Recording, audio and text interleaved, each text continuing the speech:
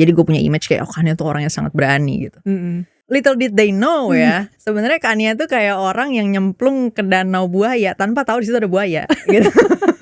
Gue nggak yakin ini pas disebut berani gitu, ngerti gak sih? Berani itu kan misalnya gini ya, lo loncat tebing, lo tahu ini tebing ketinggian, kalau lo ternyata jatuh kepala lo bakal pecah gitu kan. Nah itu kan berani ya kan. Setelahnya ketika gue udah belajar tentang orang gini-gini, gue baru nyadar, anjir gue tuh nggak pantas anjir disebut berani gitu.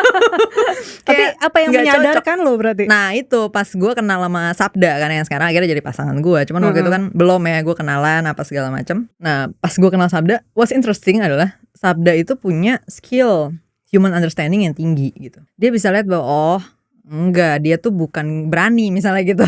Dia tuh udah tahu nih, oh dia bukan berani, dia tuh gini gitu. Jadi dia udah tahu bahwa gue tuh bener-bener nol nih human understanding. Nah, jadi gue disadarkan oleh percakapan sama dia gitu. Jadi kayak dia tuh suka punya pertanyaan-pertanyaan yang untuk ngetes nih. Menurut lo kayak gini emang kenapa gitu? Misalnya atau contoh yang buat dia tuh, dia selalu bilang, nah ini nih indikator yang paling kuat nih. Gue tahu Kania bener-bener gak ngerti orang gitu. Jadi pernah suatu ketika kita ngomongin soal pendidikan ya kan. Terus dia sempat nanya ke gue, kalau ada satu hal yang lo bakal perbaikin duluan dari pendidikan kita, dari sekolah lah gitu, let's say sekolah lah gitu, one thing, lu bakal benerin apanya? Atau lu punya tebakan dulu gak, Pak? Aduh. Lu punya tebakan gak? Gue kira-kira nyebut lu ya? satu hal ya, gue nih coba. Gak tahu gue. Lu gak kepikiran sama sekali? Gak kepikiran. Jadi ketika gue ditanya waktu itu, apa satu hal yang akan lu ubah dari sekolah ya, untuk memperbaiki pendidikan kita? Jawaban gue adalah, easy, gue bilang, buku lah, buku sekolah. Gue bilang, buku-buku pelajaran itu dibenerin, isinya dibagusin lah gitu. Apa materinya gitu. Udah di titik itu langsung Sabda tahu bahwa udah nih orang nol understanding human nih tadi. Tahu nggak kenapa? Dia bilang kayak gini. Pertanyaan berikutnya kayak gini. Lo tahu nggak siapa yang baca buku sekolah? Coba survei aja. Berapa persen anak sekolah baca buku sekolahnya?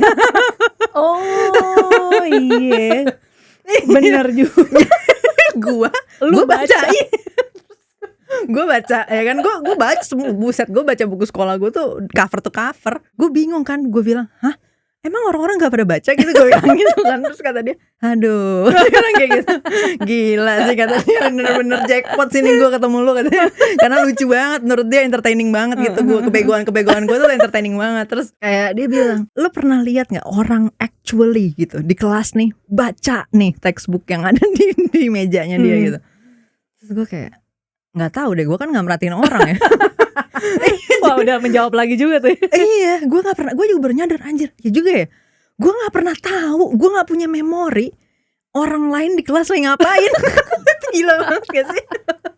Anjir gue nggak ingat. Jadi gue pas nanya gitu, gue juga mikir-mikir, bentar gue harus cari nih di memori gue ya kan. Gue kubek-kubek nih memori gue, gak ada loh. Terus dia bilang, oke, surprise, gue guru. Dia bilang kan gue guru, jadi gue tahu they don't. Gak ada yang baca buku kan tadi. Gak ada yang baca textbook. Jadi lu benerin tuh textbook sampai bener nih semua nih isi gak ada gitu kan ya. Kan gue suka protes gitu. Maksudnya gue suka dalam isi kepala gue sendiri ngeprotesin isi textbook gitu loh. Kayak protesan gue tuh harusnya bisa diimplementasikan nih gitu. Kayak ini buku bisa lebih oke nih kalau misalnya kayak gini. Gue pemikiran kayak gitu kan. Nah tapi gue gak mikir dari sisi orang baca atau enggak.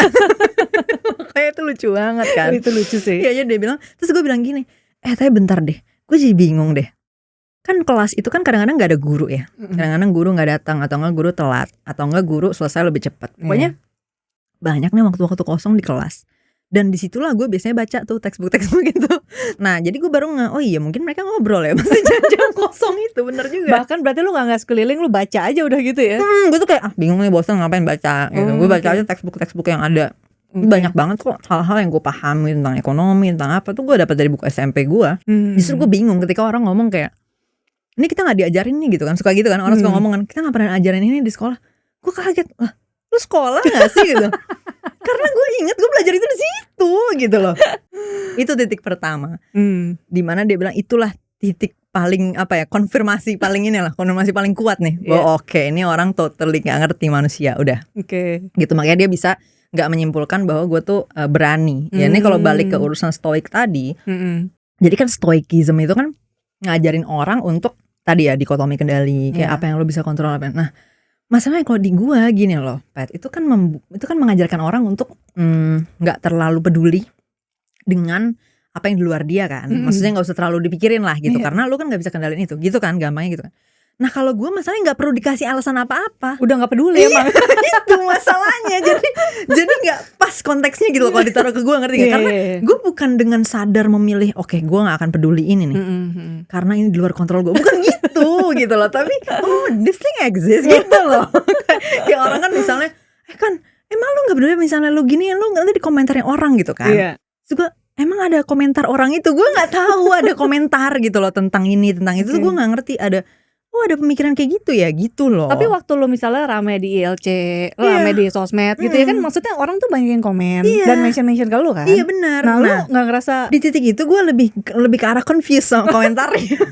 Gue sebingung itu sama komentarnya, Pet. Jadi gini, waktu itu kan gue kasih konteksnya dulu ya. Jadi gue kasih konteks dari sudut pandang gue kayak gimana. Jadi pada saat gue hadir di ILC pada tahun 2017 ILC 2017. Videonya masih ada di YouTube-nya. Jadi silakan kalau lo mau nonton, feel free. Itu kan debatnya adalah ada kelompok yang melakukan judicial review terhadap pasal zina. Jadi hukum Indonesia itu punya pasal perzinaan. Dan definisinya adalah orang yang berstatus menikah. Ya, berstatus menikah, berhubungan suami istri, istilahnya gitu kan ya, berhubungan seksual lah gitu dengan yang bukan pasangan resminya dia, bukan pasangan sahnya dia, gitu. Nah itu definisi zina yang pada saat itu berlaku. Nah kelompok ini melakukan judicial review terhadap pasal itu ke Mahkamah Konstitusi, ke MK. Jadi mereka mau pasal itu diperluas, harusnya mencakup mereka yang single juga. Jadi harusnya orang dewasa single, suka sama suka, kalau belum menikah harus dipidana gitu. Jadi itu harus tergolong zina juga gitu. Secara hukum ya. Gue bukan ngomong zina secara agama nih. Ini term zina ini term hukum nih, maksudnya term pidana. Kemudian yang kedua adalah homoseksual. Jadi aktivitas seksual homoseksual juga mau dipidana lewat si pasal zina ini. Jadi mau diperluas lah gampangnya gitu kan. Yang gue tolak adalah perluasan itu. That's it.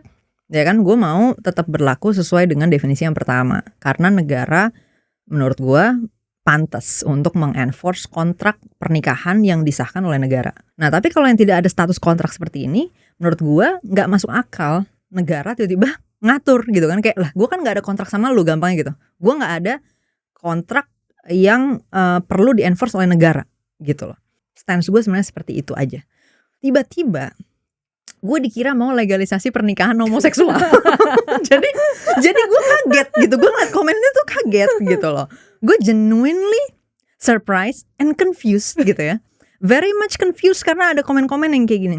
Alah nih orang kalau dikasih penis juga sembuh. Ada yang komen kayak gitu. Terus gue tuh bingung komen itu maksudnya apa. Like years later baru gue ngerti. Oh ternyata mereka ngira gue lesbian.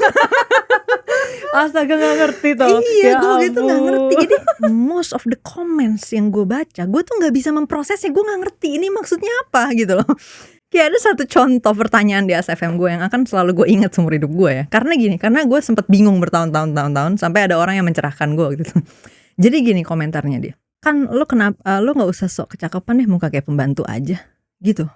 Nah gue tuh bingung gini, pertama kebingungan gue, sok kecakapan tuh kayak gimana ya gitu. Gue tuh bener-bener bingung Pet. Kayak sok kecakapan tuh bentuk manifestasi konkretnya seperti apa nih gitu. Apa nih yang gue lakukan gitu. Ngerti gak sih? Jadi kan kalau lu mau bereaksi tuh kayak lu mengerti dulu nih kan kalimat ini gitu kan. Jadi gue tuh sok kecakapan tuh gue bener-bener mikir keras gitu. Bentuknya tuh kayak gimana nih gitu. Karena gue ngerasa misalnya apakah gue kebanyakan selfie? Kayaknya enggak gitu ya. Iya makanya gue juga rada confused di situ kan. Apa nih gitu. Jadi yang dia komentarin nih apa tuh gue gak dapet nih. Ini nge-refer kemana gitu. Itu satu. Kemudian kalimat berikutnya gue tambah bingung lagi gitu. Muka kayak pembantu. Semua daftar pembantu yang gue kenal di otak gue cakep semua. Terus gue jadi gak bisa memproses kalimat itu. Ngerti gak sih? Kayak lu gak usah cakapan deh, muka lu cakep aja. Kan jadi bingung ya gitu kan. Like for years and years gue berusaha mencerna maksud komentar ini apa gitu. Ya kayak contohnya yang tadi yang gue mau dikasih penis itu, gue tuh bingung kayak maksudnya apa sih nih orang mau have sex sama gue gitu loh. Terus kalimat berikutnya gue tambah bingung kan. Lu juga paling sembuh gitu. Gue bingung sembuh dari apa gitu kan. Kayak lu kan lu terekspos pada penis orang, lebih mungkin lu jadi sakit ya kan. Mungkin lu kena STD gitu kalau dia gak jelas kan apa kesehatannya gitu kan. Jadi gue bingung kok bisa ya. dia expose gue ke sini, hasilnya gue jadi sembuh gitu kan. Gue bingung gitu. Iya, jadi kayak years later gue baru ngerti, oh ternyata maksudnya gini gitu loh.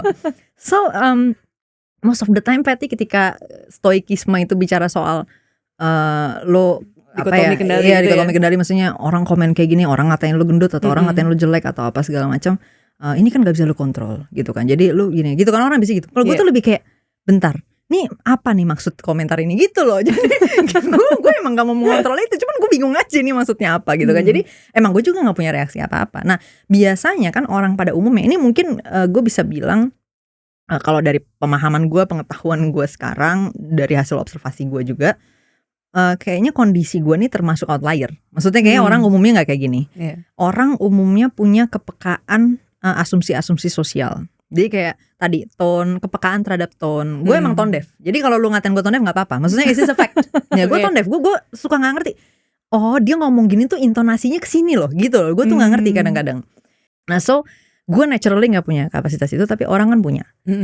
Maka itu satu itu punya kesadaran akan hal-hal yang asumtif lah gitu. Jadi ada ada kemampuan read between the lines. Jadi orang gak perlu semuanya tuh literal gitu kan, eksplisit. Kania, kamu gendut sehingga kamu jelek, nggak perlu kayak gitu. Ya kan cukup kayak, ih kok gendutan sih, udah cukup. Ya kan orang udah bisa tahu, oh maksudnya lu menganggap gendut itu negatif segala macam. Jadi kalau gue kegendutan jelek apa segala macam gitu kan. Lu udah nangkep semua omongan ini dengan satu kalimat itu aja. Sedangkan kalau gue kan nggak. Nah kalau gue butuh lengkap. Misalnya kayak lu kegendutan, lu mesti ngurusin badan lu. Nah itu clear buat gue. Tapi kalau misalnya kan lu gendutan ya, gue bakal nimbang badan gue. Dan yang kedua, orang punya apa yang gue sebut mungkin human connection lah gitu ya. Orang tuh punya rasa terkoneksi sosial ke orang lain. Dan ini juga gue gak punya secara natural gitu. Jadi atau mungkin bukan gak punya kali ya, stunting kali ya. Jadi gue pas kecil tuh gak berkembang bagian ininya. Baru belakangan aja gue berkembang. Habis itu gue being this giant blob of emotion saja gitu kan.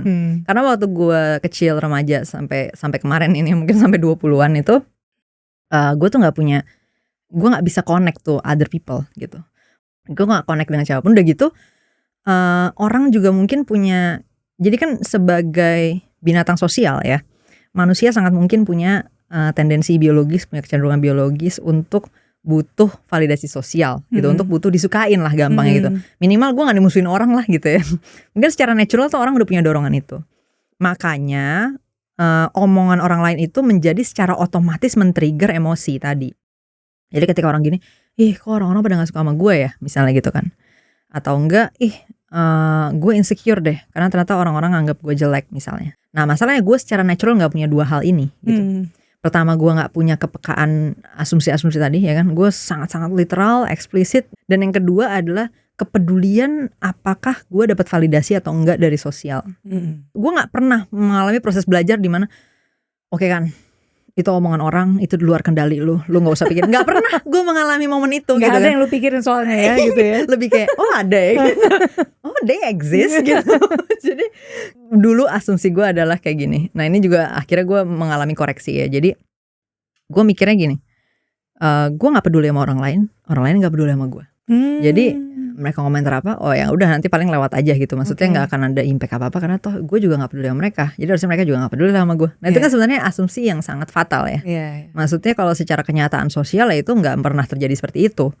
Sebenarnya pembuktiannya sangat mudah sekali, which gue juga kecewa ya bahwa pemikiran saintifik gue waktu itu nggak nyampe untuk membuktikan ini. Karena sebenarnya sangat gampang sekali. Gue tinggal bayangin gini, misalnya kayak Taylor Swift gitu kan. Apakah Taylor Swift peduli sama komentator-komentator e-news? Atau ya kan, atau apa tuh namanya Mojo kan? Atau apapun itu entertainment news di luar sana yang ngomentarin dia kan enggak, bahkan dia mungkin nggak tahu namanya tuh presenter yang ngomongin dia kan, tapi kan mereka semua ngomongin dia. So it's very easy to disprove sebenarnya ya, bahwa it's wrong untuk berpikir bahwa ketika lo nggak peduli orang lain nggak peduli itu, that's totally wrong. Orang lain bisa peduliin apapun, siapapun yang mereka mau peduliin, regardless orang itu peduli balik atau enggak. Nah ini gue gak pikirin waktu itu. Tapi di titik apa akhirnya lu ngerasa kayaknya gue harus mulai mempelajari deh nih tentang human behavior ini nih. Sabda yang ngomong, yang ngasih tahu gue, dia bilang kayak gini. Jadi ketika lu bikin konten ya, kan lu bikin konten di YouTube. Waktu itu kan gue udah bikin konten ya di Geolive. Dia bukain kolom komentarnya kan.